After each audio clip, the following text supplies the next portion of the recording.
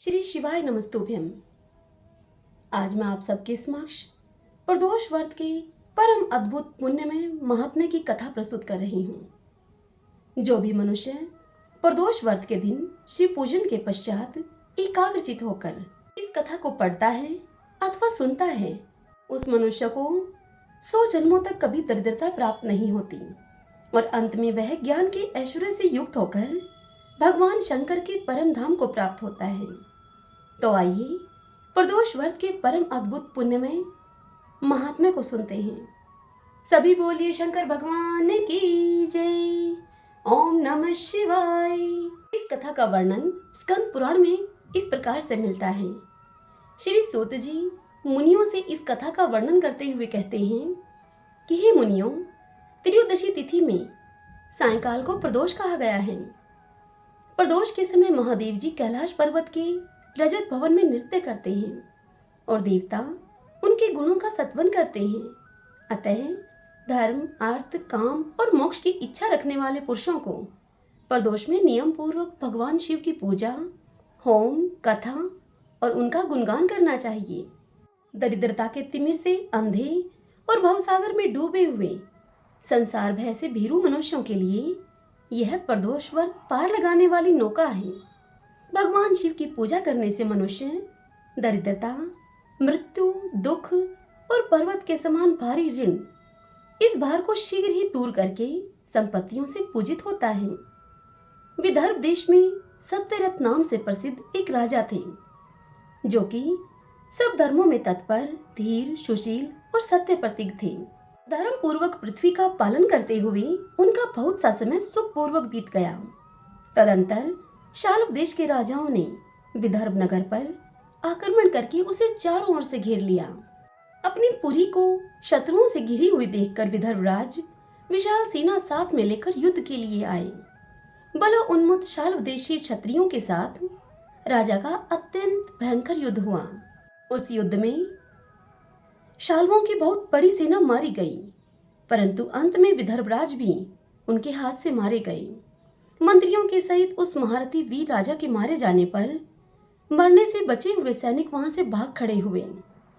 उस समय विदर्भराज सत्यरथ की एक पतिव्रता स्त्री अत्यंत शोकग्रस्त होकर रात के समय राजभवन से निकलकर पश्चिम दिशा की ओर चली गई। वह गर्भवती थी। सवेरा होने पर धीरे धीरे मार्ग से जाती हुई उस साध्वी रानी ने बहुत दूर का रास्ता तय कर लेने के पश्चात एक स्वच्छ तालाब देखा और वह उस तालाब के किनारे शोभा पाने वाले एक छायादार वृक्ष के नीचे बैठ गई।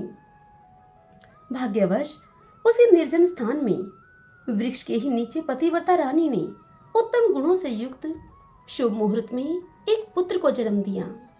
तत्पश्चात अत्यंत प्यास से व्याकुल होकर वह सुंदर अंगों वाली रानी जलाशय में उतरी। इतने में ही एक बड़े भारी ग्राह ने आकर उसे अपना ग्रास बना लिया। वह बालक पैदा होते ही माता पिता से हीन हो गया और भूख प्यास से पीड़ित होकर उस सरोवर के किनारे जोर जोर से अब रोने लगा। वह नवजात शिशु जब इस प्रकार कंदरम कर रहा था, उसी समय भाग्यवश वहां एक श्रेष्ठ ब्राह्मणी आ पहुंची।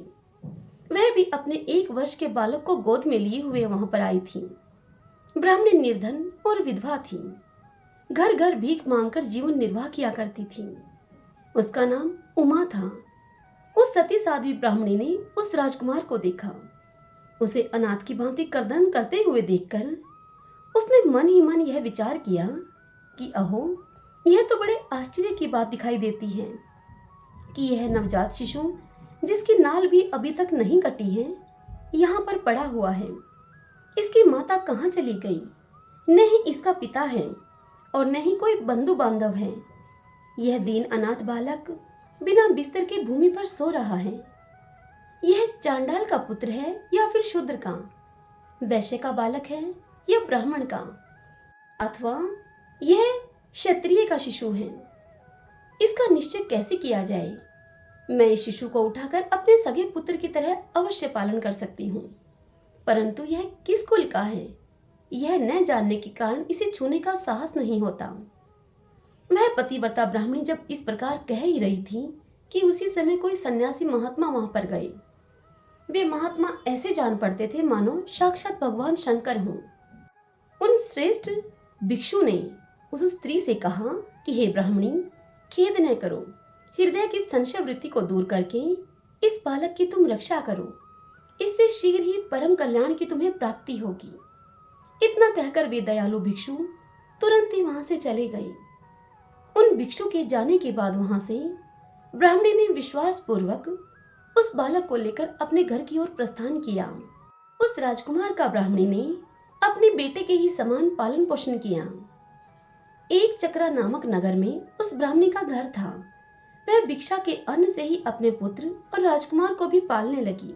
ब्राह्मणों ने ब्राह्मणी के तथा राजा के भी पुत्र का संस्कार कर दिया। वे दोनों सर्वत्र सम्मानित होकर अब दिन दिन बढ़ने लगे। समय आने पर उनका उपनयन संस्कार हुआ। अब वे दोनों बालक एक साथ रहकर नियमों का पालन करने लगे। दोनों माता के साथ प्रतिदिन भिक्षा के लिए जाते थे। एक दिन वह ब्राह्मणी उन दोनों बालकों के साथ भीख मांगती हुई दैवयोग से देव मंदिर में गई। वहां देव मंदिर में बड़े बूढ़े ऋषि मुनि रहा करते थे। उन दोनों बालकों को देखकर परम बुद्धिमान शांडिल्य नामक मुनि ने कहा, आहो, दैवल का बल बड़ा ही विचित्र है। कर्मों का उल्लंघन करना किसी भी जीव के लिए अत्यंत कठिन है। देखो ना, यह बालक दूसरी माता की शरण लेकर भिक्षा से जीवन निर्वाह करता है। इस ब्राह्मणी को ही श्रेष्ठ माता के रूप में पाकर ब्राह्मण बालक के साथ ब्राह्मण भाव को प्राप्त हो गया है। यह शांडिल्य मुनि का यह वचन सुनकर ब्राह्मणी को बड़ा ही विस्मय हुआ। उसने भरी हुई सभा में मुनि को प्रणाम करके उनसे पूछा कि हे ब्राह्मण, एक सन्यासी के कहने से मैं इस बालक को अपने घर लेकर आई हूँ।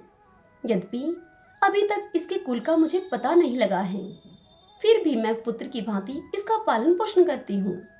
आप ज्ञान के नेत्रों से देखते हैं, अतः आपसे यह जानना चाहती हूँ मैं कि यह बालक किस कुल में उत्पन्न हुआ है और इसके माता पिता कौन हैं। यह सुनकर शांडिल्य मुनि बोले, यह बालक विदर्भ देश के राजा का पुत्र है। इतना कहकर मुनि ने उस बालक के पिता के युद्ध में मारे जाने का तथा उसकी माता के ग्रह के द्वारा ग्रस्त होने का सब समाचार पूर्ण रूप से ब्राह्मणी को बतलाया। यह सुनकर ब्राह्मणी को और भी आश्चर्य हुआ। अतः उस ब्राह्मणी ने फिर से प्रश्न किया कि हे महामुने, वे राजा संपूर्ण भोगों को छोड़कर युद्ध में क्यों मरे और इस बालक को दरिद्रता कैसे प्राप्त हुई? अब दरिद्रता को पूर्णतः नष्ट करके यह पुनः राज्य को कैसे प्राप्त करेगा? मेरा यह पुत्र भी भिक्षा अन्न से ही जीवन निर्वाह करता है, अतः इसके दरिद्रता के निवारण का भी क्या उपाय है, यह बताने की आप कृपा करें। यह सुनकर शांडिल्य मुनि ने कहा कि इस राजकुमार के पिता विदर्भ राज पूर्व जन्म में पांड्य देश के श्रेष्ठ राजा थे। वे सब धर्मों के ज्ञाता थे और संपूर्ण पृथ्वी का धर्म पूर्वक पालन किया करते थे। एक दिन प्रदोष काल में राजा भगवान शंकर का पूजन कर रहे थे और बड़ी भक्ति से त्रिलोकीनाथ महादेव जी की आराधना में संलग्न थे। उसी समय नगर में सब और बड़ा ही भारी कोलाहल मचा। उस बड़े भारी कोलाहल, उस उत्कट शब्द को सुनकर राजा ने बीच में ही भगवान शंकर की पूजा को छोड़ दिया और नगर में शोभ फैलने की आशंका से राजभवन से वह बाहर निकल गए। इसी समय राजा का महाबली मंत्री शत्रु को पकड़कर उनके समीप ले आया। वह शत्रु पांड्य राज का ही सामंत था। उसे देखकर राजा ने क्रोधपूर्वक उसका मस्तक कटवा दिया। शिव पूजा को छोड़कर नियम को समाप्त किए बिना ही राजा ने रात में भोजन भी कर लिया। इसी प्रकार राजकुमार भी प्रदोष काल में शिव जी की पूजा किए बिना ही भोजन करके सो गया। वही राजा दूसरे जन्म में विदर्भराज हुआ था। शिव जी की पूजा में विघ्न होने के कारण शत्रुओं ने उसको सुख भोग के बीच में ही मार डाला। पूर्व जन्म में जो उसका पुत्र था वह इस जन्म में भी हुआ है। शिव जी की पूजा का उल्लंघन करने के कारण यह दरिद्रता को प्राप्त हुआ है। इसकी माता ने पूर्व जन्म में छल से अपने सौतन को मार डाला था। उस महान पाप के कारण ही वह इस जन्म में ग्रह के द्वारा मारी गई है। यह मैं सत्य कहता हूँ, परलोक में हित की बात कहता हूँ, शास्त्रों का सार एवं उपनिषदों का हृदय कहता हूँ। हे ब्राह्मणी, इस भयंकर असार संसार को प्राप्त हुए जीव के लिए ईश्वर के चरणारविंदों की सेवा ही सार वस्तु है। जो प्रदोष काल में अयनचित होकर परमेश्वर के चरणारविंदों की पूजा करते हैं। वे इसी संसार में सदा बढ़ने वाले धन धान्य, स्त्री पुत्र, सौभाग्य और संपत्ति के द्वारा सबसे बढ़कर होते हैं। हे ब्राह्मणी, यह तुम्हारा पुत्र पूर्व जन्म में उत्तम ब्राह्मण था। इसने सारी आयु केवल दान लेने में ही बिताई, यज्ञ आदि सत्कर्म नहीं किए हैं, इसीलिए यह दरिद्रता को प्राप्त हुआ है। उस दोष का निवारण करने के लिए अब यह भगवान शंकर की शरण में जाए। सूत जी मुनियों से कहते हैं कि मुनि शांडिल्य के इस प्रकार कहने पर उस साध्वी ब्राह्मणी ने उन्हें प्रणाम करके शिव पूजन की विधि का कर्म उनसे पूछा। तब शांडिल्य मुनि उस ब्राह्मणी से बोले कि दोनों पक्षों की त्रयोदशी को मनुष्य जब निराहार रहे तब सूर्यास्त से 3 घड़ी पहले स्नान करें, फिर श्वेत वस्त्र धारण करके धीर पुरुष संध्या और जप आदि नित्य कर्म की विधि पूरी करके मौन होकर शास्त्र विधि का पालन करते हुए भगवान शिव की पूजा प्रारंभ करें। भगवत विग्रह के आगे की भूमि को नए निकाले हुए शुद्ध जल से भली भांति लीप पोत कर सुंदर मंडल बनाए। धोत वस्त्र आदि के द्वारा उस मंडल को सब ओर से घेर दे। ऊपर से चंदोवा आदि लगाकर फल फूल और नवीन अंकुरों से उसको सजाए। मंडल के मध्य की भूमि में 5 रंगों से युक्त विचित्र कमल अंकित करके उस कमल के ऊपर सुस्थिर एवं उत्तम आसन बिछाकर बैठे और हृदय में भक्ति भाव से युक्त होकर पूजा की सब सामग्री एकत्र करें। फिर पवित्र भाव से शास्त्रोक्त मंत्र के द्वारा देवी पीठ को आमंत्रित करें। तत्पश्चात कर्मशः, आत्म शुद्धि और भूत शुद्धि आदि करके 3 प्राणायाम करें। उसके बाद बिंदु युक्त बीज अक्षरों के द्वारा विधि पूर्वक मातृका का न्यास करें।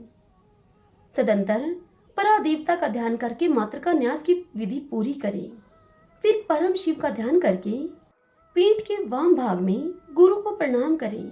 दक्षिण भाग में गणेश जी को मस्तक झुकाएं। दोनों अंशों यानी कि कंधों और जांघों में धर्म आदि धर्म, ज्ञान, वैराग्य तथा ऐश्वर्य को न्यास करें। नाभि तथा पार्श्व भाग में अधर्म, अज्ञान, अवैराग्य और अनैश्वर्य आदि का न्यास करें।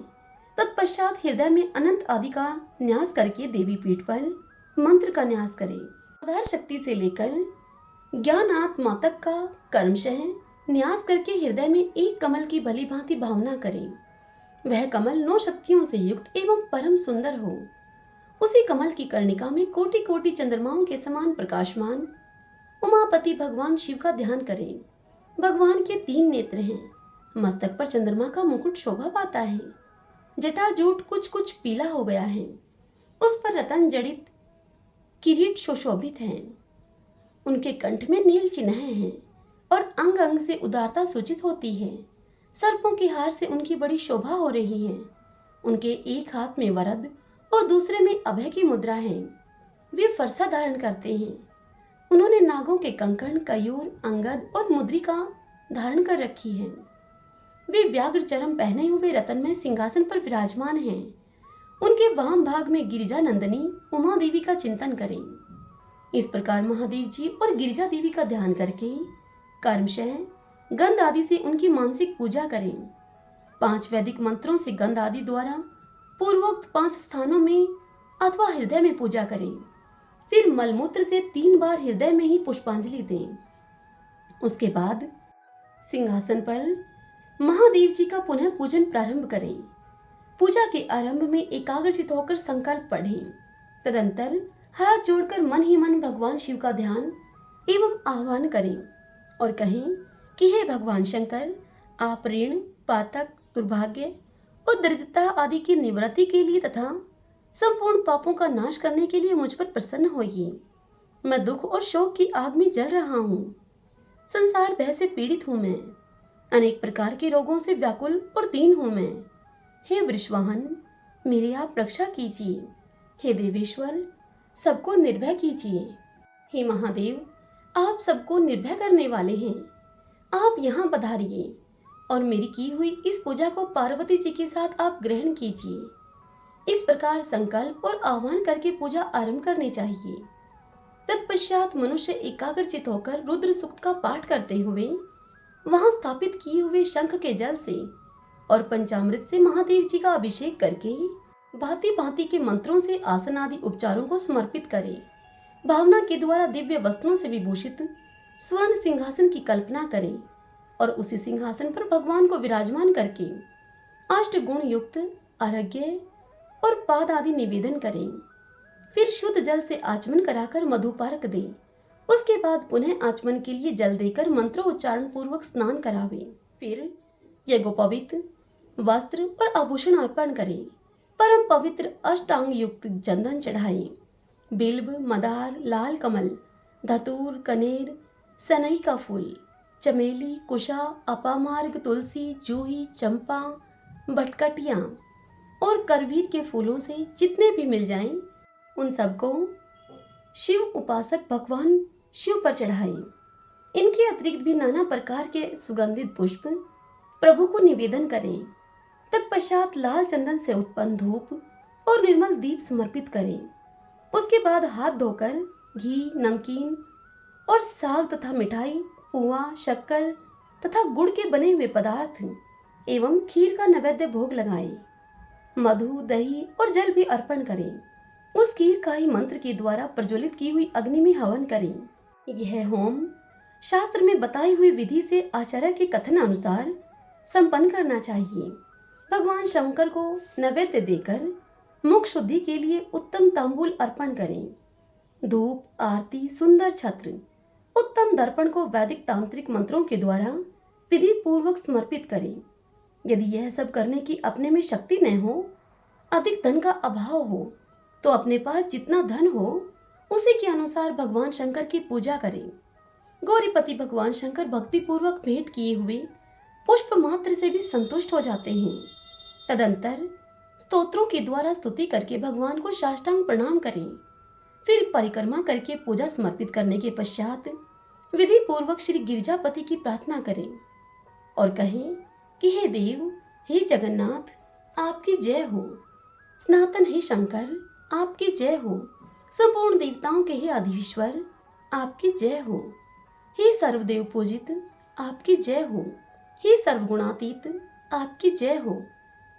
सबको वर देने वाले हे प्रभु, आपकी जय हो। नित्य आधार रहित अविनाशी विशंभर, आपकी जय हो। जय हो आपकी। संपूर्ण विश्व के लिए एकमात्र जानने योग्य हे महेश्वर, आपकी जय हो। नागराज वासुकी को आभूषण के रूप में धारण करने वाले हे प्रभु, आपकी जय हो। हे गौरीपते, आपकी जय हो। हे चंद्रार्ध शेखर शंभो, आपकी जय हो। कोटि सूर्यों के समान तेजस्वी शिव, आपकी जय हो। अनंत गुणों के आश्रय, आपकी जय हो। भयंकर नेत्रों वाले हे रुद्र, आपकी जय हो। अचिंत्य निरंजन, आपकी जय हो। हे नाथ, हे दया सिंधु, आपकी जय हो। भक्तों की पीड़ा का नाश करने वाले हे प्रभु, आपकी जय हो। दुष्टर संसार सागर से पार उतारने वाले हे परमेश्वर, आपकी जय हो।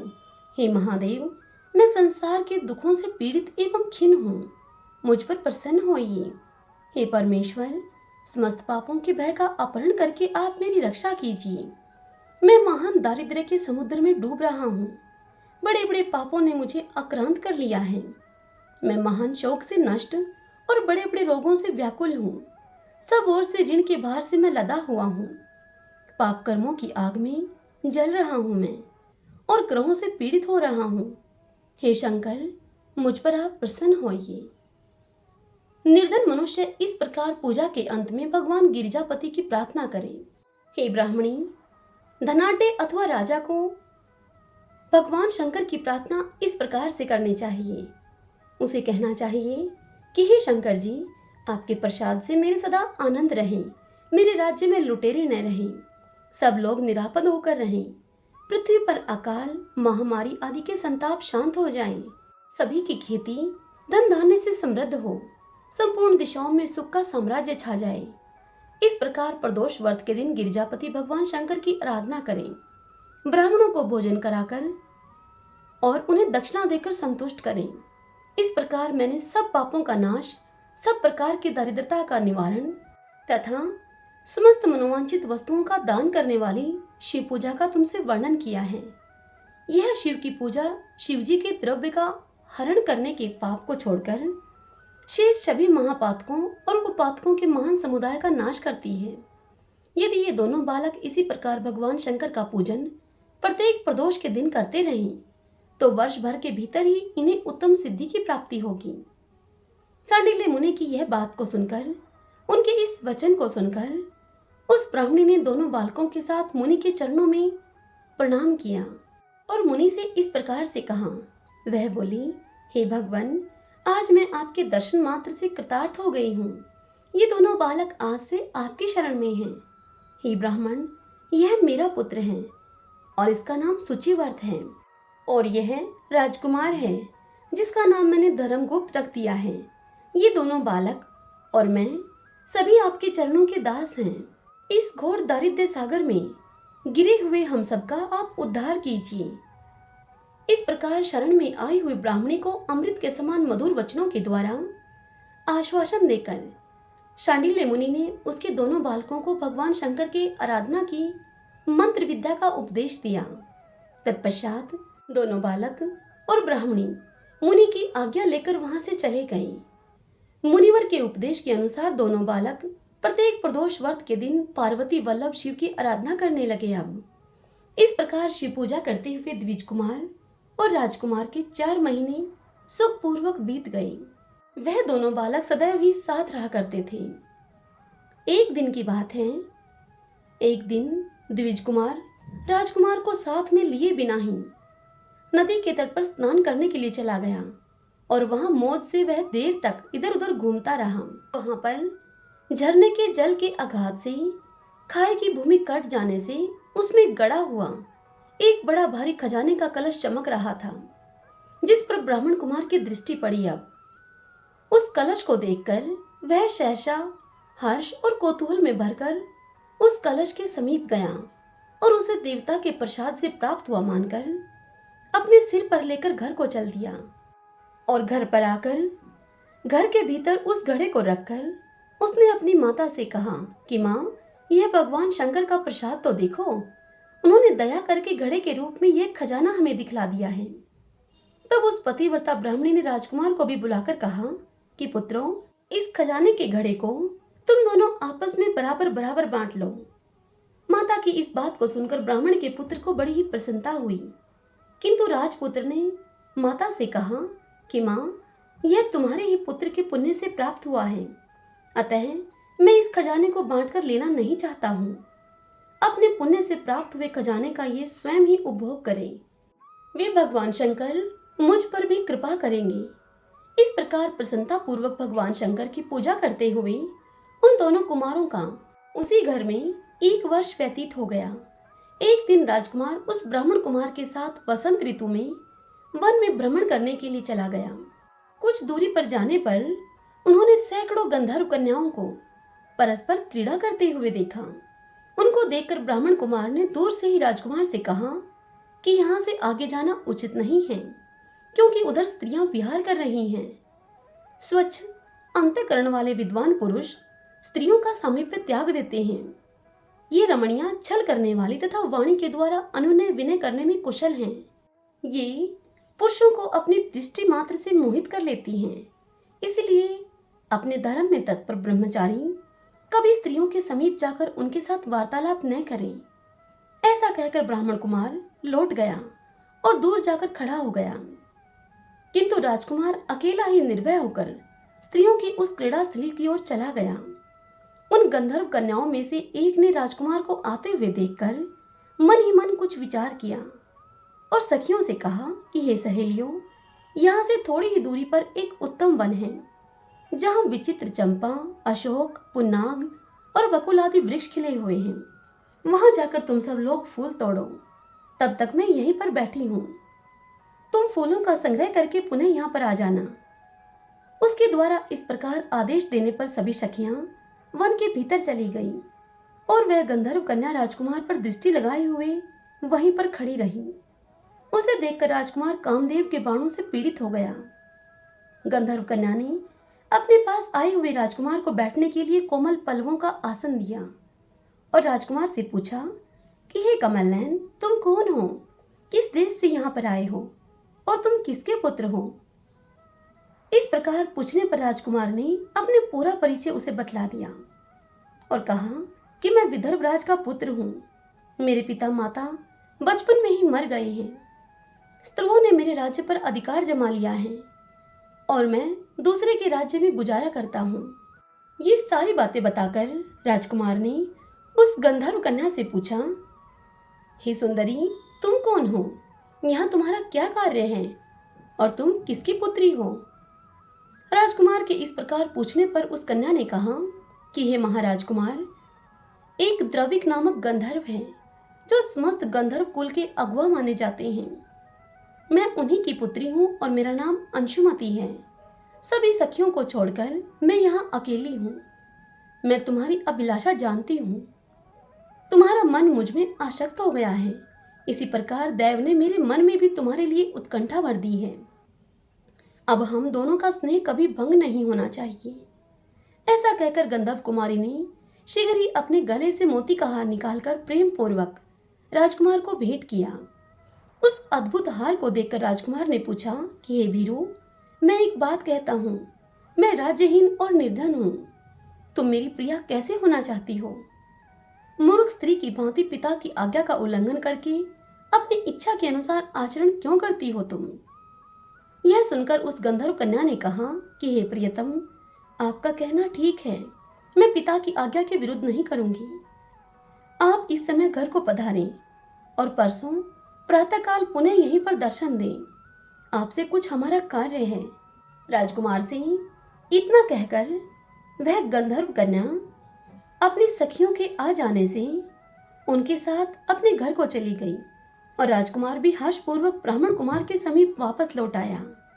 उसने द्विज पुत्र से सभी बातें बताई और उसके साथ घर को प्रस्थान किया।